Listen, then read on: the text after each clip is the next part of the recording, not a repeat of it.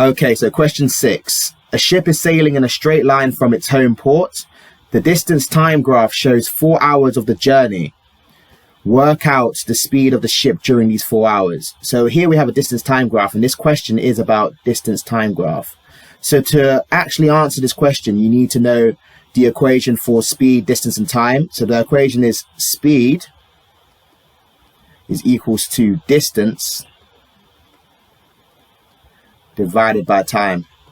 Okay, and they tell us the time in the question. The time is 4 hours, so our time is 4.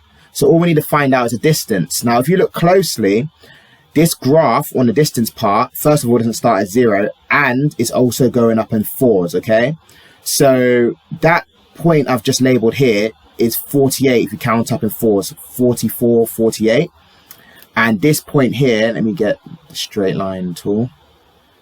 So this point here is 116 if you count up in 4s, 104, 108, 112, 116. Okay, so all we need to do is subtract these two distances. 116 take away 48, which gives you 68. Okay, so our distance traveled in this journey in the 4 hours is 68 miles. Okay, so you just have to divide this.